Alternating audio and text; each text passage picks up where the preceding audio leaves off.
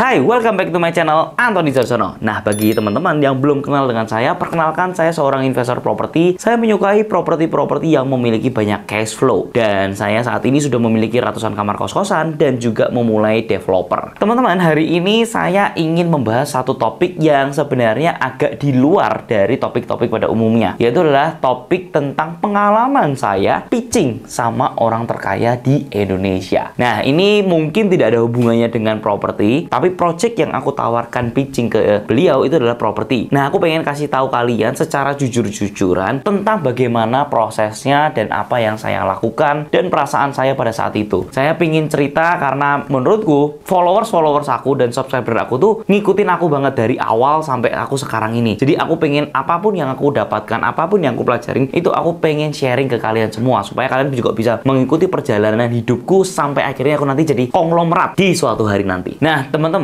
jadi ceritanya mungkin beberapa teman-teman sudah pada tahu ya gimana akhirnya aku bisa kenal dengan beliau. Mungkin singkat cerita saya jelaskan awal pertama kali aku ketemu. Yang pertama itu Pak Hermanto Tanoko itu punya anak namanya Cik Belinda. Kebetulan Cik Belinda ini sering banget nge-tag satu orang yang namanya tuh Antoni Suharto, atau Susantio gitu. Beliau itu pengen nge-tag ke Antoni tersebut. Tapi entah kenapa selalu nge-tagnya tuh ke Antoni Jarsono yang which is sebenarnya sangat-sangat berbeda dari mukanya gitu. Nah, kebetulan Antoni Susantio ini tuh adalah orang brandingnya yang ngurusin seluruh branding dari Tancorp gitu kan. Waktu salah nge-tag sekali, awalnya aku pikir ya udah nggak masalah. Setelah itu beberapa minggu setelahnya dia nge-tag lagi. Nah, which is ini aku ngerasa harus ngechat sama beliau karena takutnya salah nge-tag terus habis itu kan juga nggak enak sama Antoni yang aslinya. Akhirnya aku ngechat beliau, Cik, sorry Cik, kayaknya ini ada kesalahan. Beberapa kali kamu nge-tagnya kok ke Antoni Sudarsono, bukan ke orang yang sesungguhnya gitu loh. Dari percakapan tersebut akhirnya ngobrol-ngobrol, ditanyain tentang background, dia tahu kalau ternyata Antoni itu juga main di properti dan dia pun juga main di properti. Pada saat itulah aku langsung bilang, Cik, mau nggak kalau misalkan aku ajak kamu podcast? Kebetulan waktu itu untuk channel-channel di properti yang khususnya edukasi, waktu itu yang paling besar channelku gitu loh. Makanya aku ajak beliau podcast dan ketika pertama kali podcast nyambung karena hubungannya tentang properti. Dan basically aku tuh orangnya online banget, digital banget. Jadi aku bisa share banyak hal tentang beliau, cara bikin konten, cara untuk menjual secara marketing online. Itu aku share banyak hal. Nah, ternyata di situ kita jadi cukup cocok dan sering banyak ngobrol-ngobrol. Setelah itu beberapa bulan setelahnya beliau itu kayaknya ada event lagi yang akhirnya aku diajak untuk ikut lagi. Ketika dari situ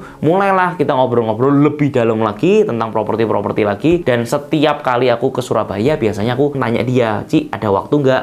Kapan-kapan kita ngobrol-ngobrol makan malam. Dia bawa timnya, coba ngobrol-ngobrol, sharing-sharing, dan akhirnya berlanjut terus. Pada saat itu ada satu momen di mana Cik Belinda ini tuh ngadain event anniversary ke orang tuanya. Pada waktu itu anniversary-nya Pak Hermanto. Nah, disitulah ternyata Pak Hermanto sudah kenal aku. Beliau kenal karena lihat podcastnya aku dengan si Cik Belinda ini. Nah, barulah di sana aku tuh ngerasa kayak beliau ini orangnya super humble banget. Karena dari awal ketemu aja beliau itu yang langsung datengin aku loh. Aku kan sebenarnya pengen foto kan, tapi dia tuh langsung ngelihat ke arahku. Weh, Antoni ya? Antoni sini kita foto bareng yuk gitu. Bayangin orang terkaya yang ngajakin foto, yang seharusnya aku harusnya yang minta foto gitu loh. Tapi dia sendiri yang malah minta foto. Terus habis itu aku dirangkul, ada beberapa orang dari grupnya dia. Nih, Ton, kenalin nih Pak Lokeng Hong nih. Dia kaya banget dari saham. Dia habis untung ratusan miliar dari jual ini gini. Sampai aku diceritain kayak gitu. Terus habis itu, Ton, ini kenalin Ton. Ini perusahaannya dari korporasi siapa? Ton, ini kenalin Ton. Ini dari More Life-nya dia. Ini yang ngurusin ini. Wah, ini hebat nih, Antoni ini orang hebat. Oh, sampai pikir, ini bahkan aku ketemu sama temen deketku aja. Kalau ada orang, itu nggak pernah aku sampai ngerangkul, sampai bilang ini Antoni siapa, sampai ini kenalin sama ini orangnya hebat, ini orangnya hebat.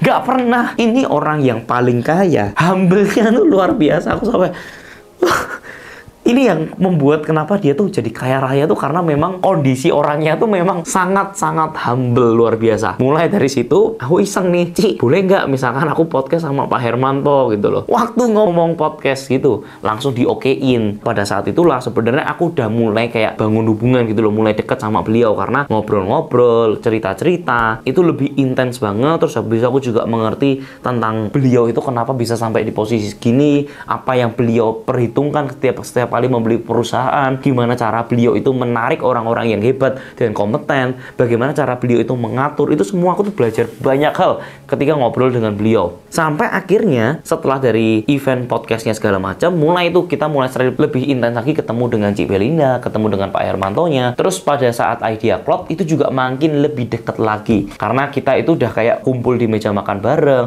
berkali-kali, bahkan bukan cuma sekali, kayak makan barengnya tuh makan malam lagi, makan malam, bahkan mau pulang itu paginya makan, siangnya juga makan, pasti ditemenin sama salah satu keluarganya beliau. Nah, ketika diajak makan yang terakhir, kita jadi kayak bondingnya tuh lebih dekat lagi. Nah, pada saat itulah waktu pulang, waktu itu aku ditanyain, Ton, kamu kalau misalkan ada project-project ajak aku nggak masalah gitu loh, jadi kamu bisa sharing-sharing, kalau misalkan ada yang bagus yuk kita garap bareng.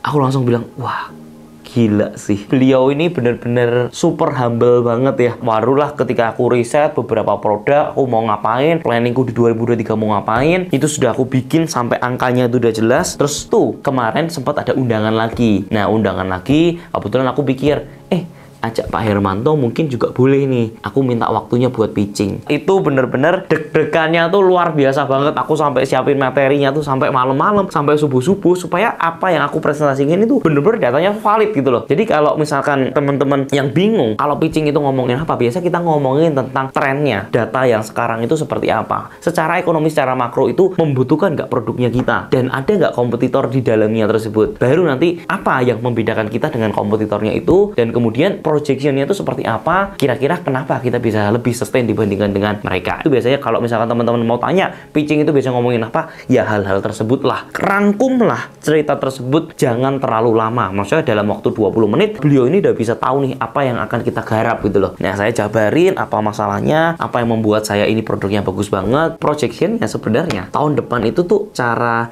revenue harusnya bisa sampai 100 miliar. Itu yang sudah aku planningin gitu loh.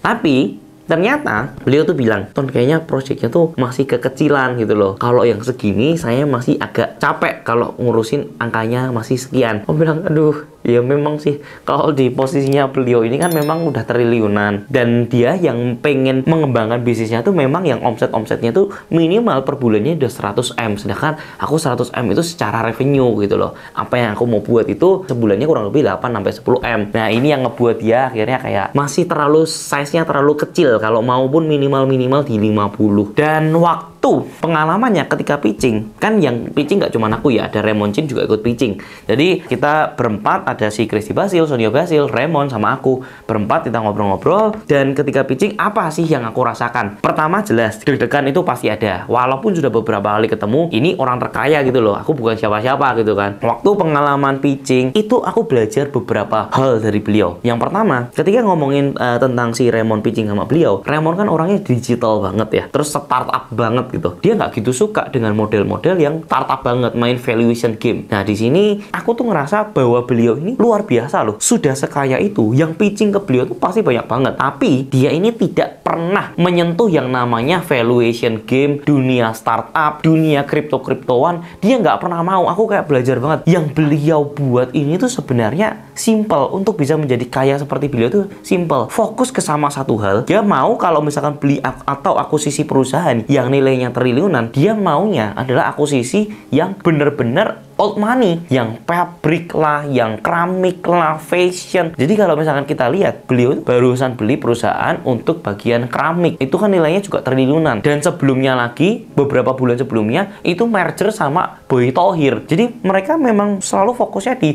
hal-hal yang memang dia mengerti. Ini aku belajar satu hal banget, kalau mau menjadi kaya seperti beliau, fokus ke satu bidang, uang yang didapetin, puterin lagi ke bisnis, puterin lagi ke instrumen investasi. Tapi investasinya ya itu terus gitu loh. Itu yang aku pelajarin banget. Jadi kalaupun sekarang ini aku sudah mengalami fase-fase instrumen investasi beberapa hal, sama aku tuh belajar semuanya, tapi aku sudah mengurangi porsinya untuk belajar mengerti industri yang lain. Ngapain aku belajar di saham lagi, ngapain aku belajar di kripto lagi, kalau memang yang sudah aku tekunin dari dulu itu di properti, ya properti terus. Itu yang aku belajar dari beliau. Beliau selalu bilang fokus ke satu hal. Kalau properti ya properti terus, sampai mati ya properti terus. Yang membuat beliau kaya itu adalah 40 tahun sistemnya beliau itu kerja keras, tapi tetap di satu bidang, cat aviannya itu terus. Baru nanti setelah kamu berpunya size company yang sangat gendut, bolehlah invest ke perusahaan-perusahaan atau akuisisi perusahaan yang modelnya sejenis. Ingat, sejenis ya. Jadi jangan sampai teman-teman merubah terlalu banyak. Pak Hermanto tidak akan pernah mau untuk beli perusahaan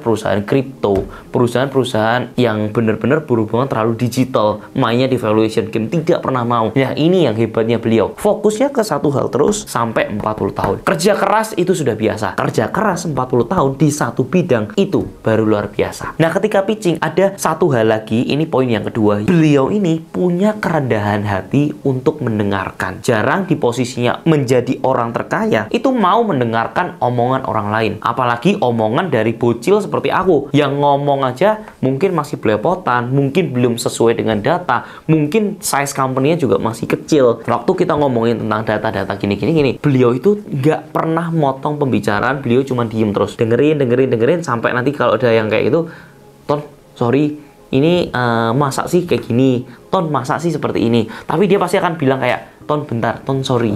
Jadi ada hal-hal yang dia selalu omongin dulu setiap kali mau nyanggah sesuatu. Dan ini adalah kerendahan hati yang menurutku luar biasa. Di saat posisi kamu tinggi, kamu masih mau melebarkan cangkang wadah kamu untuk belajar. Di sanalah sebenarnya kamu itu semakin hebat dan semakin kuat. Mulai dari situ aku langsung ketampar banget. Aku nggak pernah mau yang namanya selalu mengkotak-kotakan, membuat batasan ketika mau belajar gitu. Jadi kalau misalkan ada hal yang memang mungkin aku butuh selanjutnya, itu pasti aku bakal belajar. Dan yang ketiga yang aku highlight itu sebenarnya adalah kerja kerasnya beliau. Jadi kalau teman-teman itu mau kaya tapi kalian itu masih bilang kalian capek, ngeluh, ya itu ibaratnya kalian mau six-pack badannya tapi mau olahraga aja sakit gitu, ya kan? Jadi itu nggak bakal tercapai. Event yang aku sadarin, beliau ini ya teman-teman, mau setiap apapun event, Idea Cloud, beliau tuh bener-bener orang yang terakhir keluar dari tempat eventnya itu. Jadi kalau teman-teman sadar ya, beliau itu kan kerja dari jam 7 pagi sampai jam 6 malam. Nah, habis itu pasti disisihkan waktu tuh buat family time. Tapi yang hebatnya dia tuh bisa bawa gimana caranya family itu punya satu framework yang sama. Mereka kerja juga. Jadi ketika mereka kumpul bareng ya mungkin mereka diskusi tentang bisnisnya. Terus atau enggak mereka ini diajak juga untuk di eventnya. Walaupun mereka ini fokusnya tetap ke kerja, tapi paling enggak mereka itu ada di dalam satu wadah yang sama gitu. Jadi mereka bisa ngebawa family-nya tuh tetap bekerja. Even Idea Cloud, beliau datang jam 7 pagi udah langsung di tempatnya, di Fasa. Beliau itu briefing segala macam, nanti akan dengerin pembicara yang ngomong dari pagi sampai malam. Setelah itu apa? Dia akan mandi-mandi, habis itu langsung ikutin acara gathering makan malamnya dari jam 7 sampai jam 8, jam 9. Besoknya event lagi. Terus ketika malamnya itu dia juga masih ngajak kita makan lagi. Paginya besoknya dia udah mulai podcast sama 7-8 orang kreator dari pagi banget sampai sore cuman podcast. Sisanya apa? Makan malam lagi, nemenin tamu-tamunya lagi. Besoknya mulai lagi kerja lagi.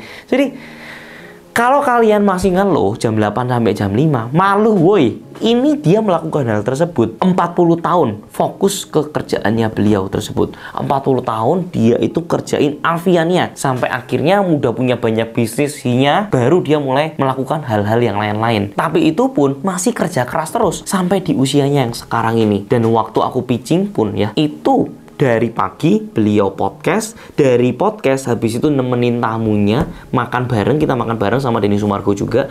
Setelah itu kita pitching, habis pitching masih meeting lagi, habis meeting dia nemenin tamu-tamunya juga. Aku nggak expect ya orang usia 60 tahun masih bisa seaktif itu untuk kesana kemari, mau dengerin orang ngomong, mau belajar, masih mau meeting, ngurusin banyak-banyak hal. Ini yang menurutku tuh luar biasa. Dan ketika pitching aku belajar 3 hal tersebut yang aku sampai ketampar banget. Dan bagaimana cara beliau itu bisa work-life balance, dia itu bisa sayang banget sama keluarga, tapi kerjaan juga growth-nya juga luar biasa. Semua fokusnya tuh keluarga. Bagi beliau, keluarga itu ya teman-temannya beliau. Aku dapat banget lah, maksudnya dengan beliau ini di circle pertamanya beliau itu udah beres, dia mau kemana-mana pun juga akhirnya beres. Kebanyakan dari kita tuh salah, circle dalamnya kita itu berantakan. Kita punya hubungan yang kurang baik sama saudaranya kita, punya kurang baik sama keluarganya kita, kita, papa mamanya kita, yang terjadi apa? Kerjaan nggak bagus, ke belakang, ke samping-sampingnya itu juga nggak bagus, ke teman juga nggak bagus. Nah, beliau ini perbaikin dulu dari core-nya, dari keluarganya dulu, keluarganya bener, habis itu masuk ke dalam lingkup kerjaannya. Dari kerjaannya beres, baru akhirnya dia bisa punya growth yang sangat luar biasa dan menjadi orang terkaya ini. Nah, pengalaman itu adalah yang nggak bisa aku lupain banget. Itu adalah sharing-sharing, bahkan setelah itu pun aku masih bisa cerita kayak gini karena aku sangat amazed banget sama beliau, aku respect banget sama beliau. Dan kalau balik lagi ke pengalaman yang tadi tentang pitching ya, jujur aku bener-bener ngerasa beliau ini sangat-sangat enak untuk dijajak diskusi. Apapun pertanyaannya, walaupun pertama-tamanya agak grogi, tapi setelah mulai masuk tentang penjelasannya, tentang angka, itu aku udah bisa jawab semua. Tapi itu lagi, balik lagi, size-nya aku juga masih belum terlalu besar. Akhirnya beliau bilang, nanti Ton, kalau misalkan kamu punya bucket size yang lebih besar, kamu datang lagi ke aku, nggak masalah. Tapi habis itu aku langsung kayak pitching juga sama Cik Belindanya, karena kebetulan yang ngurusin properti kan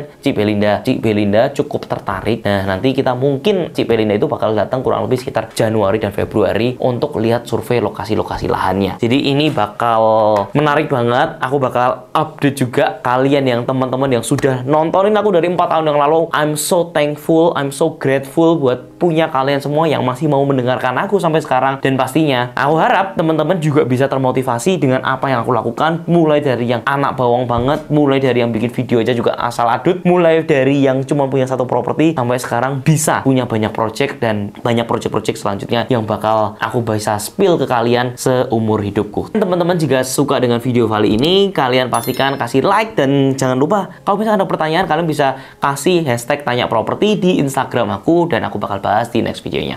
Thank you for watching. I'll see you in the next video guys. See ya!